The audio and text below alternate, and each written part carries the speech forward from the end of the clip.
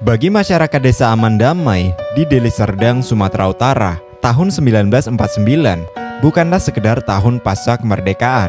Di tahun inilah, seorang bayi laki-laki lahir dengan nama yang sangat sederhana, Sagimin. Tak ada yang menyangka bahwa nama kecil yang terdengar lugu ini kelak akan berganti menjadi nama yang meneror seluruh negeri.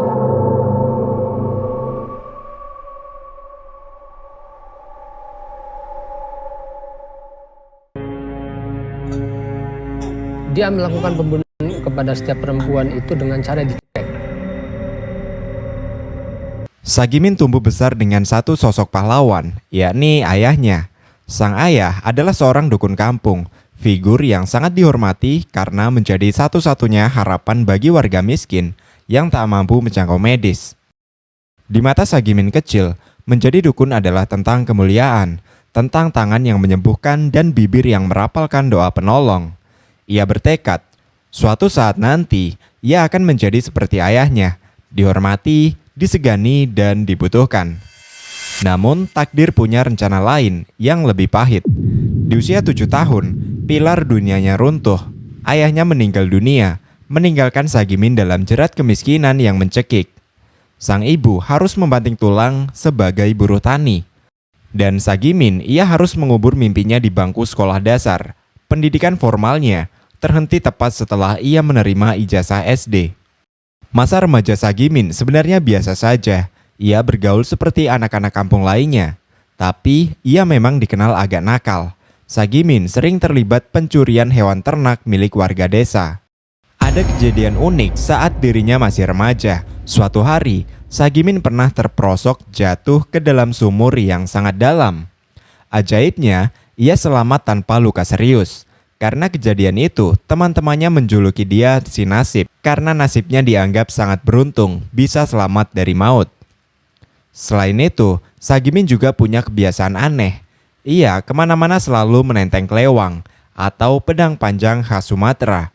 Gara-gara itu, panggilannya makin sangar. Orang-orang mengenalnya sebagai nasib kelewang. Memang dia dari mulai dia menjelang dewasa udah jahat. Istilahnya tukang ambil-ambil, mencuri-mencuri gitulah. Terus jahat aja, ya berantem-berantaman biasalah. Karena hidupnya makin susah dan ekonomi makin terjepit, Sagimin akhirnya ingat dengan warisan almarhum ayahnya. Ia mulai bongkar-bongkar lagi buku primbon dan ilmu perdukunan milik ayahnya dulu. Ia bertekad harus bisa jadi dukun hebat supaya nasibnya berubah. Kamu harus membunuh itu ya nggak ada. Jadi saya berpikir kalau menunggu kita sampai 70 orang sampai kapan. Saat usianya masuk 19 tahun, Sagimin memutuskan untuk merantau. Ia keliling ke beberapa daerah di Sumatera Utara. Di perantauan inilah ia kenal dengan seorang wanita bernama Tumini yang juga perantau dari Pekanbaru. Singkat cerita, mereka jatuh cinta, menikah, dan tinggal di kampung halaman Sagimin.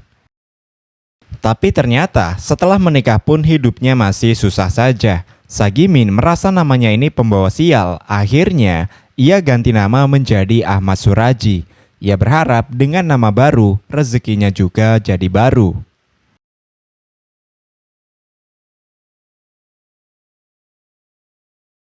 Karena sudah mentok dan butuh uang, Suraji akhirnya nekat masuk ke hutan. Ia bertapa di sana selama berbulan-bulan buat cari ilmu sakti. Dan benar saja, sepulang dari hutan, ia langsung buka praktik dukun. Ia sombongkan bisa menyembuhkan segala penyakit gaib, bisa bikin orang jadi awet muda, bikin dagangan laris, sampai urusan pelet memelet. Ada cara yang lebih paten. Dia bisa pergi ke dukun untuk menyelesaikan berbagai masalahnya, baik masalah ekonomi, masalah rumah tangga, masalah fisik dalam arti kecantikan, kegantengan. Hebatnya, praktik dukunnya ini langsung laku keras. Namanya jadi terkenal sampai keluar kota. Yang datang bukan cuma orang biasa, tapi juga wanita-wanita penghibur, pengusaha kaya, sampai pejabat desa pun datang minta bantuan ke Suraji. Sekarang ia nggak dipanggil Sagimin lagi, tapi dipanggil Datuk. Ekonominya pun langsung naik drastis. Tapi di balik suksesnya itu ada satu sisi aneh dari Suraji. Ia punya 4 anak, tapi semuanya perempuan. Padahal Suraji ini sangat ingin sekali punya anak laki-laki yang dianggap pembawa keberuntungan. Karena ambisinya itu, Suraji sampai tega menikahi adik kandung istrinya sendiri yang bernama Tuminah. Belum puas juga karena belum dapat anak laki-laki, ia nikahi lagi adik kandungnya yang kedua namanya Ngatiah. Bayangkan, ia punya 3 istri dan ketiganya ini adalah saudara kandung. Hebatnya lagi, mereka semua tinggal serumah dan terpaksa ikhlas karena takut dengan kesaktian Suraji. Kegilaan Suraji ini sempat ditentang oleh ibu kandungnya sendiri, tapi bukannya nurut, Suraji malah marah besar. Ibu kandungnya sendiri malah diusir dari rumah, padahal rumah itu punya si ibu. Akhirnya ibunya terpaksa bikin rumah lagi yang masih di desa tersebut. Mama nggak ngelarang kau mau kawin 2, 3, 4, 5 aku rela, tapi orang lain. Jangan serumpun gubuk bambu diborong semua. Jadi dia kan kualat sama Allah. Dia yang orang Islam kok kayak gitu. Di saat namanya sudah naik daun dan istrinya banyak, disinilah Suraji mulai mendapat bisikan gaib yang sangat mengerikan. Bisikan yang nantinya bakal membuat geger seluruh Indonesia. Tahun 1986 menjadi awal dari petaka yang sesungguhnya. Suatu malam, Ahmad Suraji mengaku bermimpi bertemu dengan mendiang ayahnya. Dalam mimpi itu, sang ayah memberikan sebuah syarat jika Suraji ingin mendapatkan kesaktian yang tak tertandingi. Syaratnya sangat tidak masuk akal. Suraji diwajibkan meminum air liur dari 72 wanita yang sudah meninggal dunia. Sebuah ritual gila yang ia yakini akan membuatnya menjadi manusia paling sakti di muka bumi. Awalnya Suraji mencoba sabar, ia hanya menunggu kabar jika ada wanita di desanya yang meninggal secara alami. Namun ia sadar, untuk mengumpulkan 72 wanita akan memakan waktu bertahun-tahun, bahkan mungkin seumur hidup. Hingga akhirnya muncul sebuah ide iblis di pikirannya. Daripada menunggu ajal menjemput orang lain, ia berpikir, kenapa tidak ia sendiri saja yang menciptakan kematian itu? Suraji kemudian menceritakan rencana ritual berdarah ini kepada istri pertamanya, Tumini. Bukannya menolak atau merasa ngeri, Tumini justru menyetujui rencana gila suaminya tersebut. Ia bahkan bersedia membantu Suraji untuk mencari mangsa. Suraji mulai menyusun rencana dengan sangat matang. Ia memanfaatkan rasa putus asa para wanita yang datang kepadanya. Pada masa itu, banyak wanita yang menginginkan kecantikan, kekayaan, dan cinta lewat jalan pintas. Dan di mata mereka, sang datuk adalah jembatan untuk mewujudkan semua keinginan itu. Mereka datang dengan penuh harapan, tanpa menyadari bahwa mereka sedang berjalan menuju liang lahat yang sudah digali oleh sang datuk sendiri. Target pertama sang datuk adalah seorang wanita dari desanya sendiri bernama Tukiem. Seperti pasien lainnya, Tukiem datang membawa sebuah harapan besar. Ia ingin mendapatkan kesuksesan secara instan melalui jalan gaib. Mendengar keinginan itu, Suraji memberikan jawaban yang melegakan. Ia mengaku sanggup membantu, namun dengan satu syarat. Tukiem harus menjalani sebuah ritual yang ia sebut sebagai ritual sempurna. Syaratnya berat. Tukiem dilarang memberitahu siapapun dan ritual ini wajib dilakukan di tengah malam. Tanpa rasa curiga, Tukiem setuju. Di malam yang ditentukan, ia menyelinap keluar rumah tanpa sepengetahuan keluarganya. Ia tidak sadar bahwa setiap langkahnya di malam itu membawanya semakin dekat dengan maut. Suraji membawa Tukiem ke sebuah ladang tebu yang sepi. Di sana, ia mulai menggali lubang sedalam 1 meter. Kepada Tukiem, Suraji berkata bahwa ini adalah bagian dari pembersihan diri. Tukiem diminta masuk ke dalam lubang itu. Dengan posisi setengah badan terkubur dan tangan serta kaki terikat, Tukiem tidak bisa bergerak sama sekali. Suraji memposisikan kepala Tukiem agar tetap menghadap ke arah rumahnya. Syaratnya, Tukiem harus tetap seperti itu sampai ayam berkokok. Namun saat Tukiem merasa ritual sedang dimulai, serangan itu tiba-tiba datang. Dalam kondisi tak berdaya, Suraji langsung membekap dan mencekik Tukiem sekuat tenaga. Tukiem berusaha melawan, namun tanah yang menghimpit tubuhnya membuat perlawanannya sia-sia. Setelah Tukiem berhenti bernapas, Suraji segera melakukan aksi gilanya. Ia menghisap air liur korban sesuai dengan perintah dalam mimpinya. Setelah ritual selesai, ia mengubur seluruh tubuh Tukiem secara utuh, tetap dengan posisi menghadap ke rumahnya agar ilmunya bekerja dengan sempurna. Keesokan harinya, keluarga Tukiem gempar. Mereka mendapati Tukiem menghilang tanpa jejak. Tak ada yang tahu kemana ia pergi. Dan sementara keluarga korban meratap, Ahmad Suraji justru merasakan kepuasan yang luar biasa. Ia merasa kesaktiannya meningkat, dan kini ia mulai ketagihan untuk mencari mangsa-mangsa selanjutnya. Selama 10 tahun, Ahmad Suraji hidup dalam penyamaran yang sempurna. Tipu dayanya sebagai orang pintar berhasil membutakan mata banyak orang. Satu persatu wanita menghilang, namun tak satu pun telunjuk warga yang mengarah kepadanya. Tak ada kecurigaan, apalagi tuduhan. Sejak tahun 1987 hingga tahun 1997, tercatat ada 42 wanita yang telah menjadi korban ritual berdarah ini. Angka yang mengerikan. Ini berarti Suraji telah memenuhi lebih dari setengah syarat yang diminta dalam mimpinya. Ladang tebu di desa Sei Semayang pun perlahan-lahan berubah menjadi kuburan massal yang paling rahasia di Indonesia. Selama 1 dekade itu pula, Suraji tetap dihormati sebagai sang datuk. Ia melihat keluarga korban menangis. Ia mendengar kabar orang hilang di desanya. Namun ia tetap tenang, seolah tak terjadi apa-apa. Ia merasa dirinya tak tersentuh oleh hukum manusia. Namun, pepatah mengatakan, sepandai-pandainya tupai melompat, akhirnya akan jatuh juga. Kesaktian yang ia banggakan mulai menemui titik akhirnya. Di korban yang ke-42 inilah, sang datuk melakukan satu kesalahan kecil. Kesalahan yang akhirnya membuat aksinya mulai terendus oleh pihak kepolisian. Tahun 1997, Ahmad Suraji memilih target ke-42. Ia adalah Sri Kemala Dewi, atau biasa dipanggil Dewi. Ironisnya, Dewi bukan orang jauh. Ia adalah tetangga Suraji sendiri yang sedang dilanda masalah rumah tangga. Berharap sang datuk bisa memberikan solusi, Dewi memutuskan untuk datang membawa harapan terakhirnya.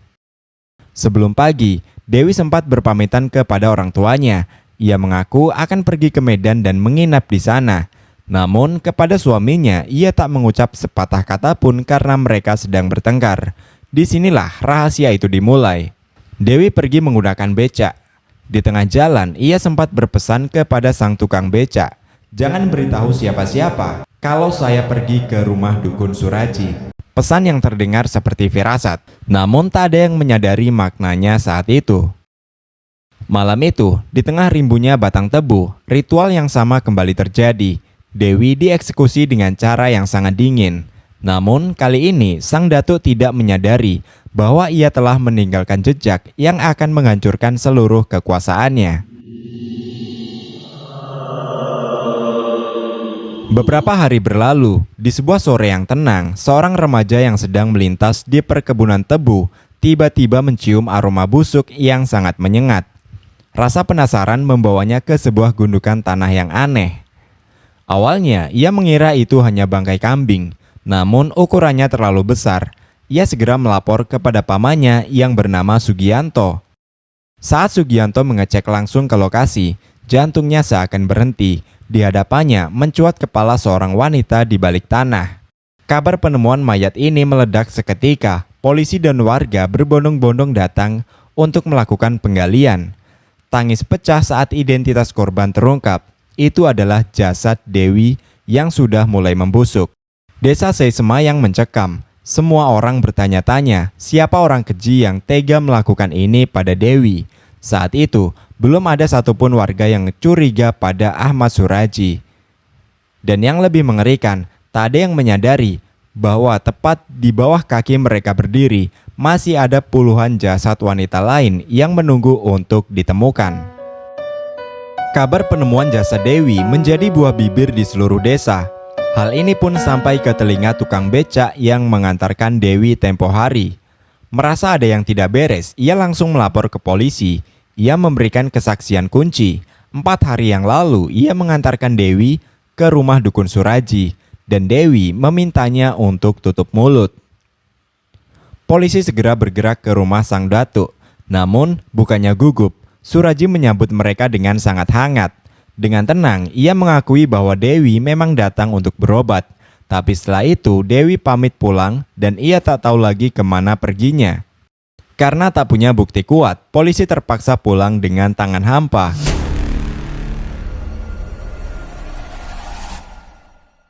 Namun, bola salju mulai bergulir. Satu persatu warga mulai berani bicara. Mereka melapor bahwa dalam beberapa tahun terakhir, banyak wanita di desa mereka hilang secara misterius. Dan saat polisi menelusuri daftar nama-nama wanita yang hilang tersebut, sebuah fakta mengejutkan terungkap.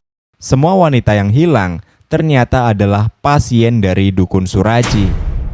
Berbekal surat izin geledah, polisi mengepung rumah Suraji. Dan kali ini, sang datuk tak bisa lagi berkelit.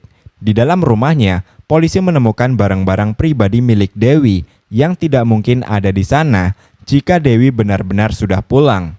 Suraji dan ketiga istrinya pun langsung digiring ke kantor polisi. Di bawah tekanan interogasi, Suraji akhirnya mengaku. Ia mengakui telah menghabisi nyawa Dewi, namun ia masih bungkam soal hilangnya puluhan wanita lainnya. Ia mencoba menutupi sebuah rahasia yang jauh lebih besar. Polisi tidak lantas percaya. Investigasi besar-besaran dilakukan di ladang tebu tempat jasad Dewi ditemukan. Tanah digali, satu demi satu titik diperiksa, dan betapa terkejutnya semua orang. Seolah keluar dari lubang neraka, satu persatu kerangka manusia ditemukan terkubur di sana. Semuanya adalah wanita. Dan totalnya tak kurang dari 42 jenazah. Dinding pertahanan sang datuk akhirnya runtuh. Di depan penyidik, Ahmad Suraji mengakui segalanya. Ia telah menghabisi 42 nyawa wanita hanya demi sebuah ambisi gila, kesaktian tanpa tanding. Di meja hijau, hakim tak memberikan ampun. Suraji dijatuhi hukuman maksimal, yaitu hukuman mati. Tak hanya Suraji, istri pertamanya, Tumini, juga harus membayar mahal karena membantu ritual berdarah tersebut dengan hukuman penjara seumur hidup. Sementara kedua istri lainnya dinyatakan bebas karena terbukti tidak terlibat dalam aksi keji sang suami.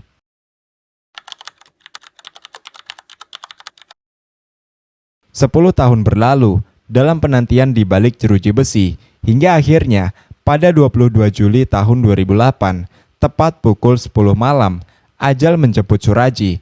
Di sebuah perkebunan karet di wilayah Deli Serdang, sang datuk dieksekusi mati oleh regu tembak. Kesaktian yang ia banggakan selama puluhan tahun, nyatanya tak mampu menahan terjangan timah panas. Namun, meski nyawanya sudah tiada, kebencian warga masih tersisa. Saat jasadnya dipulangkan, seluruh warga desa dengan tegas menolak Suraji dimakamkan di pemakaman umum. Mereka tak sudi tanah desa mereka dikotori oleh sosok predator tersebut. Akhirnya pihak keluarga terpaksa memakamkan Suraji di halaman rumahnya sendiri. Kasus Ahmad Suraji tetap tercatat sebagai salah satu noda hitam paling mengerikan dalam sejarah kriminal di Indonesia. Sebuah pengingat bahwa di balik kedok orang suci atau penolong, terkadang tersembunyi monster yang sangat haus akan darah. Itulah kisah tragis dari ladang tebu Deli Serdang. Terima kasih telah menonton, saya pamit dan sampai jumpa di cerita berikutnya.